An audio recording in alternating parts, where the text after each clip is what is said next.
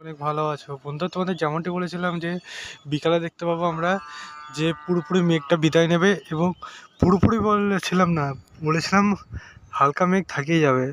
তেমনই হালকা মেঘ দেখতে পাচ্ছ থেকেই যাচ্ছে, এবং মেঘের আনাগোনায় দেখতে পাচ্ছ পুরোপুরি সূর্য উঠে পড়ছে। ঠিক আছে, মেঘের যে সাদা মেঘের ফাঁক ফাঁক যেগুলো আছে সেই ফাঁকে ফাঁকে দেখতে পাচ্ছ সূর্যের তেজ আমরা বুঝতে পারছি, এবং তার সাথে হাওয়া দেখতে পাচ্ছ বইছে।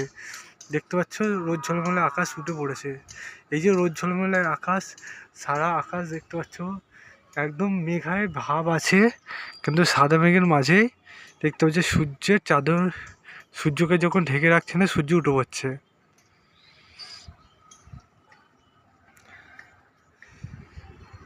দেখতে পাচ্ছ ফাইনালি পুরোপুরি সূর্য উঠে পড়েছে। দেখতে পাচ্ছ আজ এইভাবে করেই বন্ধুরা, একবার সূর্য উঠবে, সূর্য একবার নিববে, সূর্য উঠবে, সূর্য উঠবে, নিববে, কারণ দেখতে পাচ্ছ পুরোপুরি চাদর ঢেকে আছে। ঠিক আছে, চাদরের জন্য কিছু কিছু জায়গায় যখন ফাঁক পাবে তখনই সূর্যটা উঠবে। এভাবে করে বন্ধুরা আজকের দিনটা যাবে। কালকে সকালবেলা আমরা মোটামুটি হালকা হলেও দেখতে পাবো হালকা মেঘ আছে, তার সাথে সূর্য ভাব।